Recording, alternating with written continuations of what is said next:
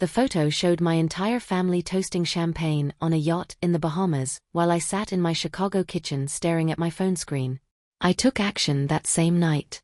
9 hours later, my son-in-law Julian was screaming so loud the neighbors called the police. If you're watching this, subscribe and let me know where you're watching from. I'd like your support as I share what really happened when family loyalty met its match. Let me take you back to how this all started, because sometimes the sweetest revenge comes from people who underestimate exactly who they're dealing with.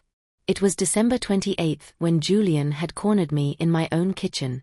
His voice dripping with that fake sweetness he'd perfected over 3 years of marriage to my son Etienne about the New Year's trip to Nassau. "I'm so sorry, but there's just not enough space on the yacht. It's really more for younger people anyway. You know, all that dancing and late-night partying. You'd be miserable." I'd simply nodded and smiled the way I'd been doing for years whenever Julian decided what was best for me. "Of course, dear. I understand completely." The words tasted like ash in my mouth, but I'd learned to swallow them. "I knew you would," he'd gushed, already backing toward the door like he couldn't wait to escape my presence. "You're always so reasonable about these things, Etienne, and I really appreciate how flexible you are." Flexible. That's what they called it when I quietly accepted being excluded from family events. Forgotten at birthdays, left out of holiday plans. Flexible meant I never complained when Julian scheduled Sunday dinners during my book club or when he planned the grandchildren's birthday parties for times I couldn't attend. Flexible meant being grateful for whatever scraps of attention they threw my way. But that photo changed everything. There was Etienne, my son, laughing with his arms around Amélie and Lucas, my beautiful grandchildren. There was Julian's mother, Claudette, who I'd met exactly twice at awkward family gatherings. Julian's sister, Elodie, with her 3 kids I barely knew existed. Even Julian's cousin, Antoine, and his wife, people I'd never heard mentioned before this moment. 37 people on that yacht. I counted them twice, then 3 times to be absolutely sure. 37 people who somehow fit just fine. But not me. Not the woman who'd raised Etienne alone after his father walked out. Not the grandmother who babysat every weekend for 2 years when money was tight. Not the mother-in-law who'd bitten her tongue through countless passive-aggressive comments about my cooking, my clothes, my very existence. I studied every face in that photo, memorizing the joy I'd been deemed too old to share. The sunset behind them painted everything in shades of gold like a perfect postcard from the life I wasn't allowed to live. That's when I set my phone down very carefully and walked to my study. The room that Julian had never been allowed to enter, the one he assumed was just storage for my late husband Marcel's old papers and outdated furniture. If only he knew what those papers actually contained. I opened my laptop and began typing. By morning, I owned 49% of Du Bois & Associates Marketing, the agency where Julian was senior partner. By noon, I'd scheduled a comprehensive audit for January 2nd. But that was just the beginning of what would become the most satisfying week of my life. The morning after I saw that photo, I woke up at 5 a.m. with the kind of clarity I hadn't felt in years. For the first time since Marcel died 3 years ago, I had a purpose that had nothing to do with being the perfect grandmother or the agreeable mother-in-law who never caused trouble. I made coffee in my favorite mug, the cheerful yellow one Julian always said was too bright for company, and sat in Marcel's old leather chair. Everything in my house was wrong, according to Julian. The curtains were too heavy, the furniture too traditional, my cooking was a bit old-fashioned for modern palates. Even my choice of television shows was somehow evidence of my inability to keep up with the times. My phone buzzed with a text from Etienne. "Having amazing time, weather perfect. Kids love snorkeling. Wish you could see Lucas's face underwater. He looks like a little fish. Wish you could see, not wish you were here." The distinction was subtle but clear. I was welcome to enjoy their experiences secondhand through photos and stories, but not to actually participate in making memories with my own grandchildren. No mention of missing me. No apology for the sudden change in plans that had left me spending New Year's Eve alone with a frozen dinner and Dick Clark's Rockin' Eve. Just cheerful updates from the family vacation I'd been deemed too old and boring to enjoy. I poured my coffee and opened my laptop again, feeling a smile tug at my lips. Marcel had left me very well provided for, though Julien and Etienne had no idea exactly how well. They knew about the life insurance, the pension, the house that was paid off. They didn't know about the investment portfolio Marcel had been building since we married, or the quiet stock acquisitions I'd been making for the past 20 years, while they assumed I was just a helpless widow learning to balance a checkbook. My husband had been a brilliant financial strategist, and he'd taught me everything he knew during our 45 years together.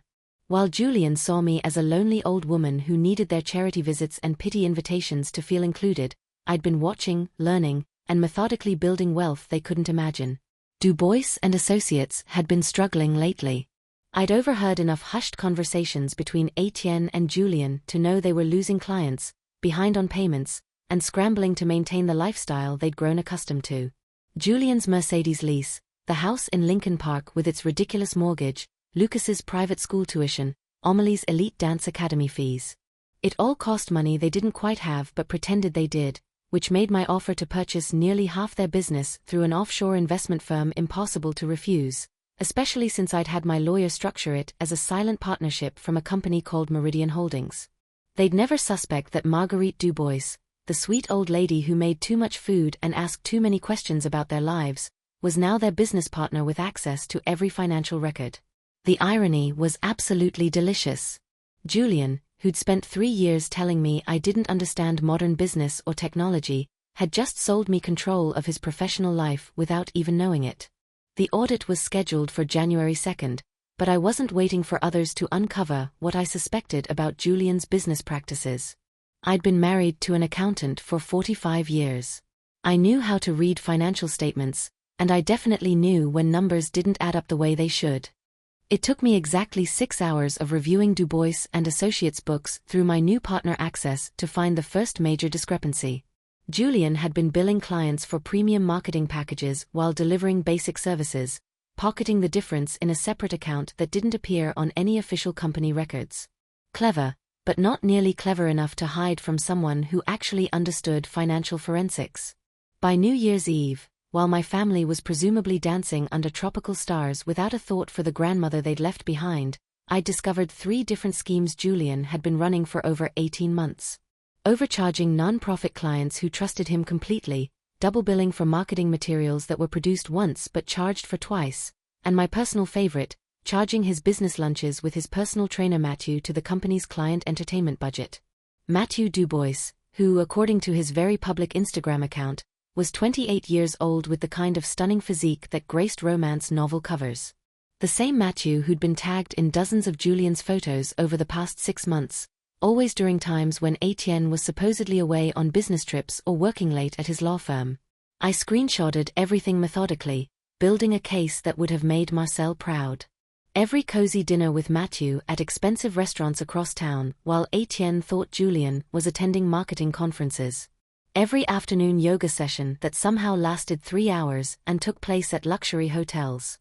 Every weekend business trip to Milwaukee that didn't involve any actual business meetings since I'd already confirmed with the supposed clients that no such meetings had ever been scheduled. The beautiful thing about people who underestimate you is how careless they become. Julien had never bothered to make his social media private because who would grandmother Marguerite know on Instagram? He certainly hadn't expected me to create an account and spend months quietly following his activities, watching him document his own infidelity with the kind of detail that would make a private investigator weep with joy. My phone buzzed with another family group text. This time it was Julien himself. Sunset cruise tonight. Kids are having such a blast. Thanks for understanding about the space issue, Marguerite.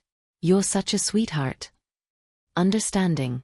I was becoming quite excellent at understanding things Julien thought I'd never figure out. Like understanding that he was stealing from clients to fund his affair. Understanding that he viewed me as too stupid and irrelevant to pose any threat.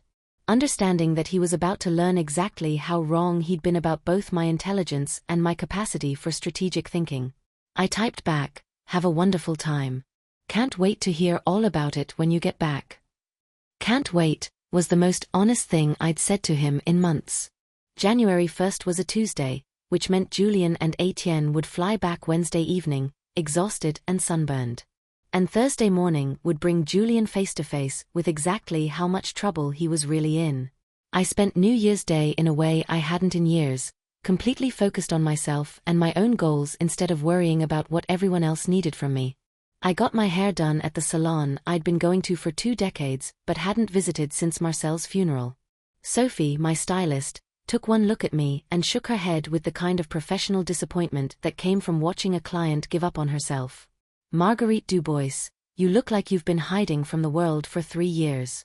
When's the last time you did something just for you instead of everyone else? Today, I said, settling into her chair and feeling something inside me straighten for the first time in months. Today, I'm doing everything for me. 3 hours later, I walked out with silver hair styled in a way that made me look 10 years younger and completely in control of my own life. Next stop was the department store, where I'd been buying practical sweaters and sensible shoes for far too long. Clothes that made me invisible in family photos and easy to forget at family gatherings. The young sales associate, probably about Amelie's age, lit up when I explained what I needed. You want power clothes, like CEO power or courtroom power? Boardroom power, I said without hesitation. The kind that makes people nervous when you walk into a room. She understood the assignment perfectly. And by the time we were finished, I had 3 suits that cost more than I'd spent on clothes in the past 2 years combined. But when I looked in the dressing room mirror, I didn't see grandmother Marguerite anymore. I saw the woman who'd co-built a successful accounting firm with her husband. The woman who'd managed their investments through 3 economic downturns while raising a son and working full-time. The woman who'd volunteered at the Children's Hospital for 15 years and still found time to serve on 2 non-profit boards. I saw the woman I'd been before grief and loneliness had convinced me to accept crumbs from people who should have been offering me the whole cake. My phone rang as I was loading shopping bags into my car. Etienne calling from the airport. Hey Mom. We're boarding now. Should be home around 9 o'clock tonight. Julian's exhausted from all the sun and activities, so we probably won't come by tonight, but maybe lunch Thursday. Actually, Etienne, I have plans Thursday. Important business meetings, but I'm sure I'll see Julian very soon. There was a pause. I never had plans that conflicted with their schedule. I never had business meetings. I never had anything they considered important enough to work around. Oh, okay. Well, maybe this weekend then. We'll see how this week goes, I said, starting my car and feeling powerful in a way I'd forgotten was possible. Thursday morning arrived gray and cold. Typical January in Chicago. But I woke up feeling like spring was coming early this year. I put on my new charcoal gray suit, made coffee in my favorite mug, and sat in Marcel's chair to wait for the phone calls I knew were coming. The first call came at 8:47 a.m., right on schedule. Mrs. Dubois, this is David Chen from Morrison & Associates. We're the accounting firm conducting the audit at Dubois & Associates Marketing. Could you come in today to discuss some significant concerns that have come to light during our review? I'd hired David myself through my lawyer, but Julian didn't know that crucial detail. To him, he was just another man in an expensive suit asking uncomfortable questions about business practices he thought he'd hidden perfectly. Of course, I said, injecting just the right amount of concern into my voice. What time works best for your schedule? Would 2 p.m. be convenient? And Mrs. Dubois, given the nature of what we've discovered, you might want to bring legal representation. I'll be there promptly at 2. The second call came at 10:23 a.m. Etienne, sounding confused and more than a little worried about whatever chaos was unfolding at his wife's supposedly successful business. Mom, something really weird is happening at Julian's office. There are auditors there asking pointed questions about missing money and financial irregularities. Julian's completely freaking out. He thinks someone's trying to sabotage the business deliberately. How terrible, I said, sipping my coffee and admiring the way the morning light hit my newly styled hair in the hall mirror. I hope he figures out what's causing these problems. He's convinced it's some kind of mistake or misunderstanding. The auditors are asking about phantom clients and doctored invoices, but Julian said he's never seen anything like what they're describing. That was interesting and completely predictable. Julian was already preparing his innocent victim act, claiming complete ignorance about financial irregularities he'd personally created and managed for over a year. Classic Julian. Blame everyone else when consequences finally arrived at the door. These things usually work themselves out, I said, with the kind of calm wisdom that came from knowing exactly how this particular situation would resolve. I'm sure Julian will handle everything professionally. After Etienne hung up, I spent the morning preparing for the afternoon's performance. I'd be playing the role of concerned business partner, shocked and disappointed to discover my investment had been placed in such an ethically questionable enterprise. At 1:30 p.m., I drove to the downtown office building that housed Dubois and Associates, a gleaming tower that probably cost more per month in rent than most people earned in salary. I'd never been there before. Julian had never invited family to see his workplace. Too personal, he'd always said. Now I understood the real reason for his secrecy. The offices were impressive in exactly the way that screamed desperation rather than success. Expensive furniture that looked like it belonged in a magazine. Original artwork that probably cost more than my car. Floor-to-ceiling windows overlooking Grant Park. All funded by money Julian had been systematically stealing from clients who trusted him with their marketing budgets and business dreams. David Chun was waiting for me in the conference room, looking appropriately serious and professional. Behind him sat Julian, his vacation tan now looking more like the color of panic and embarrassment. Etienne was there too, holding Julian's hand like he was the victim instead of the perpetrator of whatever was unfolding. Mrs. Dubois, David said, standing as I entered and giving me the kind of respectful nod that successful women recognize. Thank you for coming on such short notice. Julian looked up at me with red-rimmed eyes that I suspected had more to do with fear than genuine emotion. Marguerite, what are you doing here? Did Etienne call you to come support us? I took the seat directly across from him and opened my new leather briefcase, a lovely piece I'd bought specifically to match my transformation from invisible grandmother to serious businesswoman. Actually, Julian, I said with a smile that felt like victory, I'm here as your business partner. The silence in that conference room was absolutely beautiful.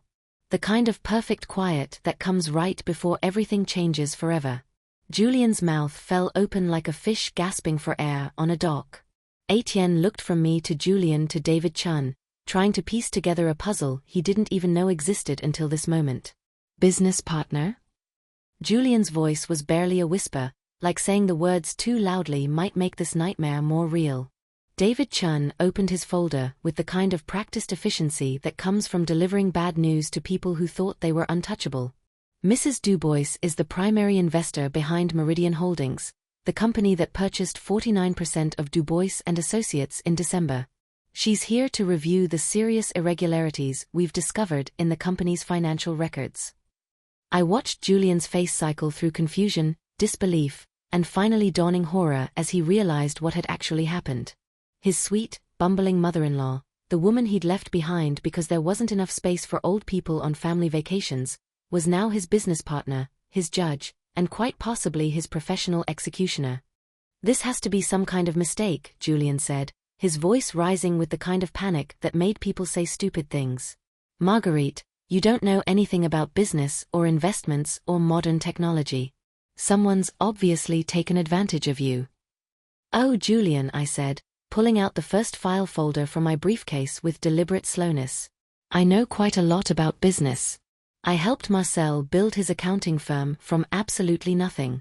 I've been managing our investment portfolio for over 20 years with consistent profits, and I know exactly what I bought when I purchased half of your company.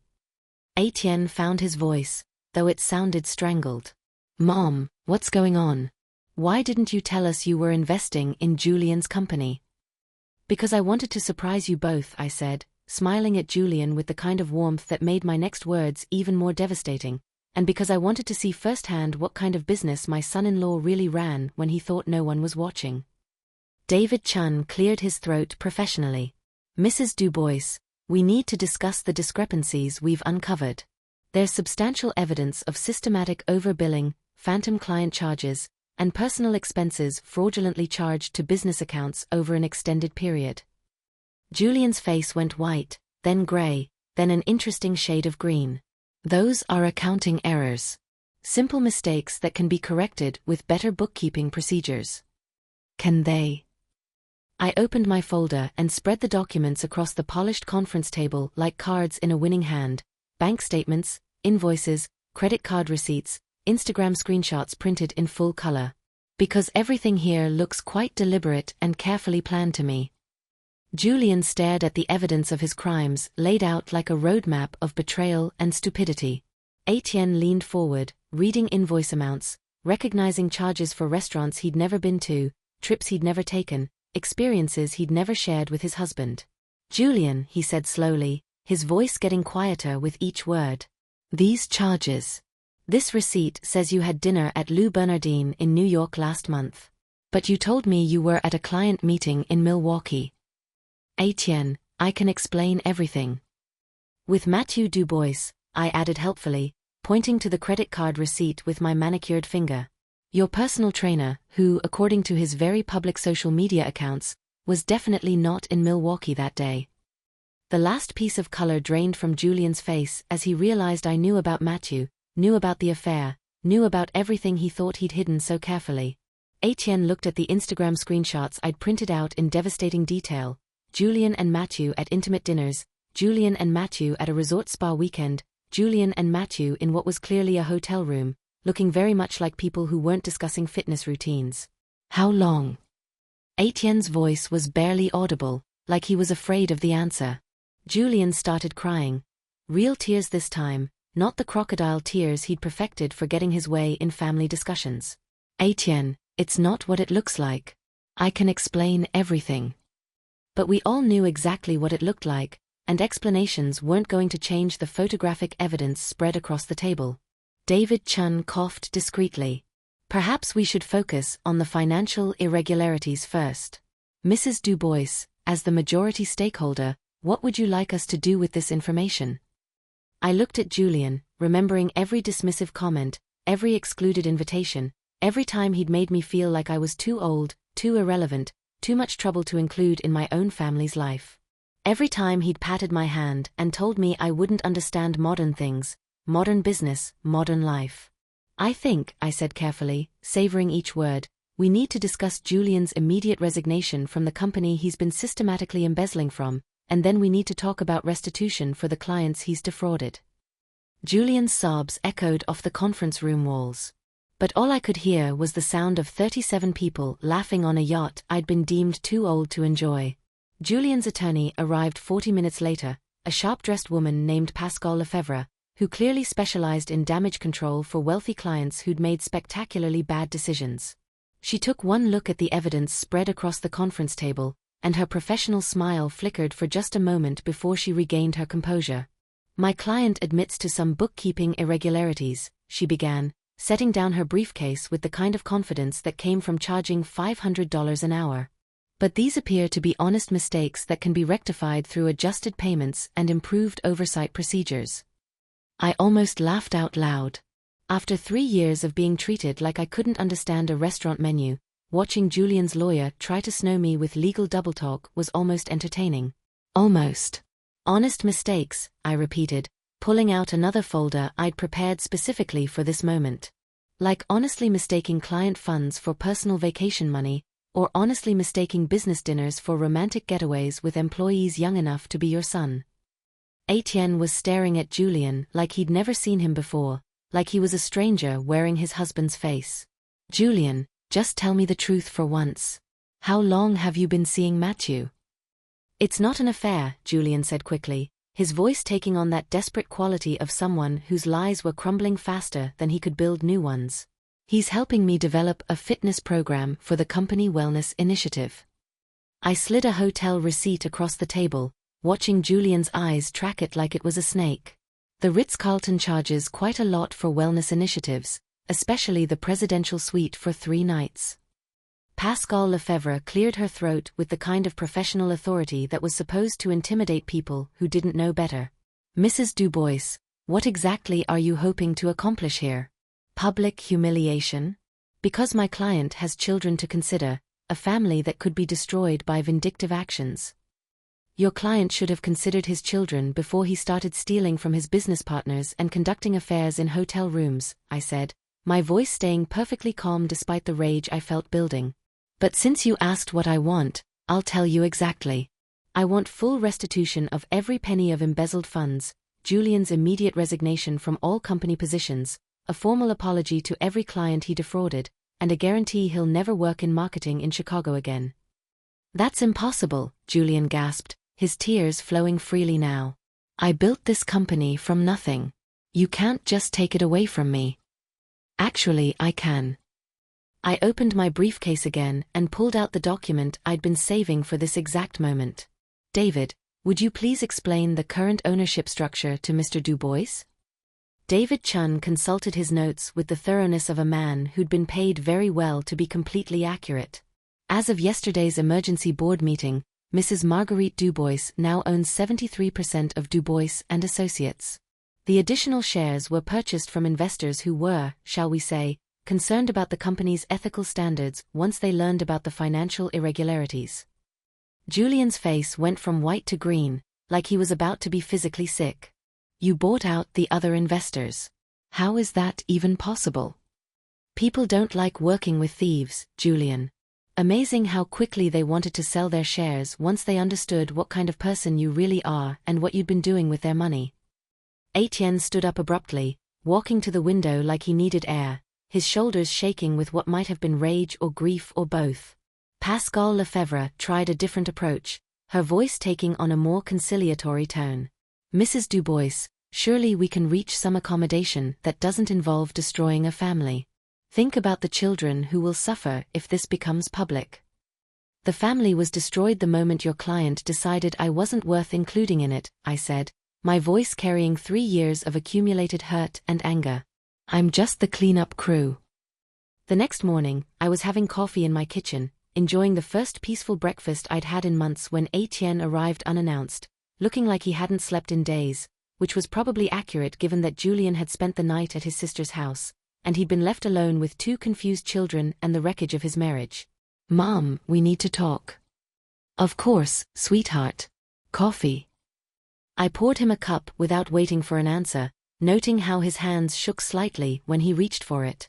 He sat at the kitchen table where he'd eaten breakfast for 18 years before college, back when life was simpler and I was just his mother instead of his husband's nemesis. I don't understand any of this. When did you become this person? Which person would that be? The person who secretly buys companies and destroys marriages? The person who plots revenge like some kind of corporate assassin? His voice was raw with exhaustion and grief and something that might have been betrayal. I poured my own coffee and sat across from him, studying his face and seeing so much of his father in the set of his jaw when he was upset. I became this person when your husband decided I was too old and irrelevant to include in family vacations. I became this person when he spent 3 years treating me like a burden he had to tolerate instead of family he chose to love. So you decided to ruin his life? I decided to stop letting him ruin mine. I reached across the table and took his hand, feeling how cold his fingers were. Etienne, I found out about Matthew and the embezzlement because I was investigating why he excluded me from the trip. I was trying to understand if I'd done something wrong to deserve being left behind. He was quiet for a long moment, staring into his coffee like it might have answers. The money stuff. Is it really as bad as it looks? Could he go to jail? Worse than it looks. He's stolen over $200,000 from clients over the past 18 months. Some of them are small nonprofits who trusted him with their entire marketing budgets. He could absolutely face criminal charges. Etienne put his head in his hands, and I could see the moment when the full reality hit him. What about Amélie and Lucas? How do I explain to my kids that their father is a thief and a cheat? You tell them the truth in age-appropriate ways. You protect them from adult problems while being honest about adult consequences. You focus on being the parent they can count on. Julian wants to fight this. His lawyer thinks they can prove you manipulated the situation to hurt him deliberately. That this is all about revenge instead of justice. I sipped my coffee, thinking about how to respond in a way that would help my son understand. Etienne, Do you remember when you were 12 and you stole money from my purse to buy comic books? Yeah, but what does that have to do with? Do you remember what I told you when I found out? He was quiet, then nodded slowly. You said that stealing wasn't wrong because I got caught. It was wrong because I did it in the first place. Julian didn't get caught doing something wrong. He got caught doing something illegal that hurt innocent people. There's a significant difference. My phone buzzed with a text from Julian. Marguerite, please don't destroy my family over a misunderstanding. The children need stability more than anything right now. I showed Etienne the message. What do you think I should say to that? I think, he said slowly, his voice getting stronger, you should ask him where his concern for the children was when he was having an affair and stealing money to pay for it. I was proud of my son in that moment. He was still hurting, still processing the betrayal, but he was seeing clearly through Julian's manipulation. The company will survive this, I said. The clients will be repaid every penny. The employees will keep their jobs. But Julian's days of calling the shots in this family are completely over. Friday brought Julian's counterattack, and I had to admire his strategy, even as I prepared to demolish it completely. He arrived at my house at 7 a.m. with Amélie and Lucas in tow, clearly hoping their presence would prevent me from speaking plainly about his crimes and character. Marguerite, he said, his voice dripping with wounded dignity as he stood on my front porch. I've come to apologize for any misunderstandings about the business finances. Etienne and I would like to work this out as a family, the way families should. Amélie, my beautiful 15-year-old granddaughter, looked confused and tired. Lucas, 13 and always too smart for his own good, looked suspicious of everything about this early morning visit. Grandma, Amélie said, Dad says you're upset about some business stuff, and that's why Mom slept in the guest room last night. Can't you guys just work it out like adults? Julian shot me a look that clearly said, try explaining embezzlement and adultery to a teenager, you heartless old witch. Sweetheart, I said carefully, sometimes adults make poor financial and personal decisions that hurt other people. When that happens, there are consequences that can't be avoided just because we want things to go back to normal. Lucas frowned, his analytical mind already working on the problem. What kind of poor decisions? Julian jumped in quickly, his voice honeyed with paternal concern. Nothing that can't be fixed with better communication and oversight. Just boring business stuff that adults sometimes disagree about. I looked at my grandchildren, these kids I adored more than anything, and made a decision about honesty versus protection. Lucas, Amélie, would you like some breakfast? I was just making pancakes and bacon. Can we talk privately while they eat? Julian asked, his mask of sweetness slipping slightly. Of course. In my study, surrounded by Marcel's books and the evidence of Julian's crimes, he dropped all pretense of family unity. What's it going to take, Marguerite? Money? A public apology? What do you want to make this go away? I want you to stop lying to your children. I'm protecting them from adult problems. You're protecting yourself from consequences. I sat behind Marcel's old desk, feeling his strength supporting me from beyond the grave. You want to know what I really want, Julian? I want you to understand that actions have consequences. Fine. I made some mistakes. I'll pay back the money and end things with Matthew. With what money? The funds you embezzled are gone, spent on hotel rooms and jewelry and maintaining a lifestyle you couldn't afford on your actual salary. Julian's mask finally slipped completely, revealing the rage underneath. You sanctimonious old witch. You think you're so perfect, sitting in your dead husband's chair, judging everyone else's life choices. There it is, I said softly. The real Julian, the one who's been hiding behind fake sweetness for 3 years. You want to know the truth? Etienne felt sorry for you. You were this pathetic widow who couldn't figure out how to live without someone taking care of her every need. We included you out of pity. Each word was designed to wound. And 3 years ago, they would have destroyed me completely. But 3 years ago, I hadn't discovered my own power or learned to value myself independent of their approval. Are you finished? Julian snapped. We gave you purpose, Marguerite. Without us, you're just a lonely old woman with too much time and money and nothing meaningful to do with either. I opened my laptop, pulling up the document I'd prepared for this exact moment. Speaking of money, would you like to see your final severance package? The screen showed exactly what Julian would be walking away with: nothing. No severance, no benefits, no references, no future in Chicago marketing.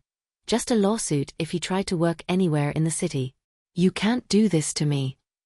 Actually, as the owner of 73% of the company, I can do exactly this and more.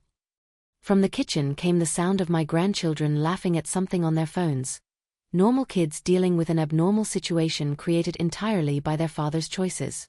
Those children are going to need therapy because of what you're doing to this family, Julian said. No, I replied. They're going to need therapy because of what you did to this family. I'm just making sure they understand the difference between actions and consequences. Sunday afternoon brought the surprise I hadn't been expecting, though perhaps I should have seen it coming. Julian arrived with Matthew Dubois, his personal trainer turned affair partner, and two people I didn't recognize, a man in an expensive suit and a woman with a professional camera. Marguerite, Julian announced like he was delivering a subpoena, I'd like you to meet my attorney, Jacques Moreau, and Pascal Lefebvre from Channel 7 News. We're here to discuss your elder abuse situation. I was still in my gardening clothes. Having spent the morning planting bulbs for spring flowers, I might actually be around to enjoy now that I had reasons to look forward to the future. How interesting. What's the occasion? We're here to discuss the financial manipulation you've been subjected to, Jacques Moreau said, pulling out his tablet with the confidence of a man who thought he was about to expose a scandal. Mr. Dubois has evidence that you've been taken advantage of by unknown parties seeking to exploit your grief and isolation. I almost admired the strategy, even as I prepared to destroy it completely. Paint me as a confused old woman being manipulated by mysterious financial predators, turning Julian into the victim of elder abuse rather than the perpetrator of embezzlement and adultery. It was actually quite clever. Elder abuse, I repeated slowly, letting my amusement show. By myself. Pascal Lefebvre stepped forward with her microphone, her voice dripping with the kind of synthetic concern that made for good television. Mrs. Dubois, are you aware that your recent business investments may have been influenced by individuals seeking to exploit your grief over your husband's death and your social isolation? What individuals would those be exactly? We believe, Jacques Moreau said, consulting his notes like he was reading from a script, that you've been targeted by financial predators who convinced you to invest in schemes specifically designed to hurt your son-in-law's business as part of some kind of revenge plot. Matthew Dubois stood slightly behind Julian, looking like he'd rather be anywhere else in the world. Smart man. He was about to become the face of adultery on the evening news. So your theory, I said slowly, letting my amusement show, is that I'm too stupid to manage my own money or make my own decisions? Not stupid, Pascal Lefebvre said in her most sympathetic television voice. Vulnerable, grieving, possibly suffering from early cognitive decline that makes you susceptible to manipulation by unscrupulous individuals. That was the moment I realized Julian had made his biggest mistake yet. He was so desperate to avoid responsibility that he was willing to publicly humiliate me on television, to paint me as a senile old woman who couldn't be trusted with her own checkbook. Would you like to see some of my financial records? I asked sweetly, to help determine if I'm competent to make my own investment decisions. Julian looked triumphant, like I was about to hang myself with my own rope. He had no idea what I was about to show them. I went inside and returned with my laptop and a folder I'd prepared for exactly this moment. Pascal, you might want to keep that camera running for this. I opened the laptop and turned it toward them.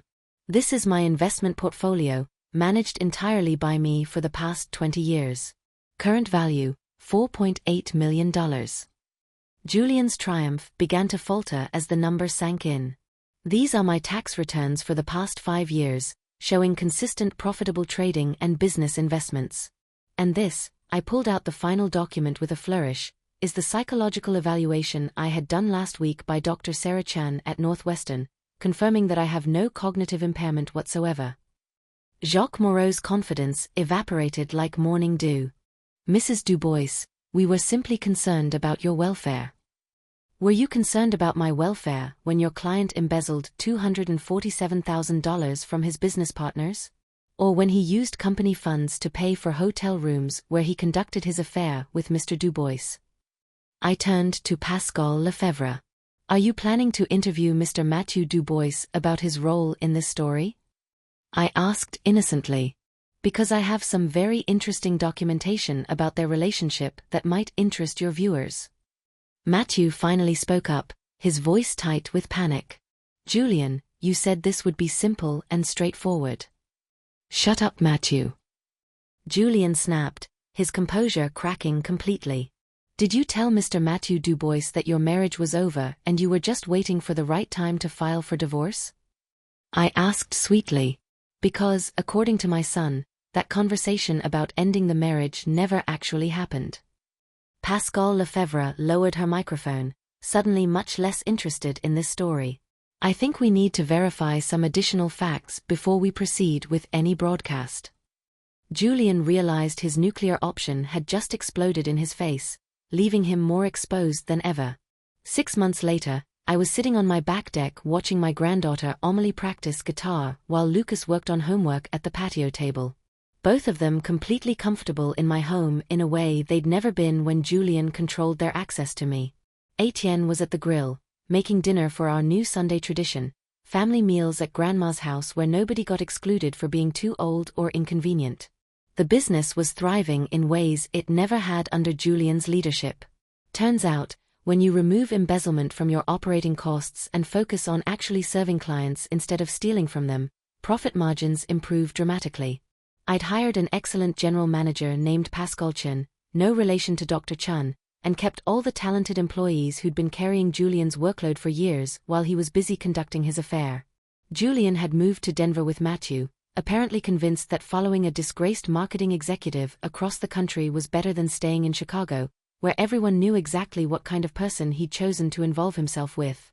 They'd lasted exactly 3 months before Matthew moved on to someone without legal baggage and criminal investigations. Julian was now working at a small agency that specialized in social media for local restaurants, a significant step down from his previous position, but probably appropriate given his skill set and reputation. Etienne had been awarded full custody of the kids after Julian failed to show up for 2 consecutive custody hearings, apparently too busy trying to rebuild his life in Colorado to fight for his children. The kids had adjusted to the new arrangement better than anyone expected, possibly because they were finally living in an environment where adults told the truth and kept their promises. "Grandma," Lucas called out, looking up from his algebra homework. Dad texted again. He wants to video call tonight to talk about my birthday next month. What did you tell him? That I have plans, which is true. We're finishing that 1,000-piece puzzle after dinner, and I'm not missing that for anything. Etienne looked up from the grill, his face showing the kind of peace that came from no longer living with lies and manipulation. You don't have to avoid talking to him, buddy. I know this situation is complicated for you kids. It's not complicated, Dad. He lied about everything important and stole money from people who trusted him. Now he's sad that there are consequences for his choices. Lucas shrugged with 13-year-old logic that cut straight to the heart of things. Grandma taught me that actions have results, and you can't avoid results just because you don't like them. I'd found my purpose again, not as the peripheral family member grateful for whatever crumbs of attention they threw my way, but as the matriarch who set standards and maintained them, the woman who'd co-built a successful business, raised a good son despite his father's abandonment, and refused to disappear quietly when inconvenient people decided she was irrelevant to their lives. My phone buzzed with a text from David Chen, my lawyer who'd become a dear friend through all of this. Final restitution payment processed. All clients have been fully repaid with interest. Good news? Etienne asked, noting my smile. The best possible news. Justice completed, accounts balanced, and everyone made whole. As the sun set over my garden, the garden I now had time to properly tend because I wasn't spending all my energy begging for acceptance from people who'd already decided I wasn't worth their time, I thought about that photo from the yacht. 37 people who'd fit just fine without me, laughing and celebrating while I sat alone in my kitchen. I'd been devastated by my exclusion at the time, but now I understood it had been the greatest gift Julian could have given me. Being left behind had forced me to remember who I was when I wasn't busy being who everyone else needed me to be. It had reminded me that I was a person of value independent of their approval or inclusion. Amelie finished her song and looked up expectantly, her face glowing in the evening light. "How was that, Grandma? I've been practicing that piece for weeks." "Perfect, sweetheart. Absolutely perfect.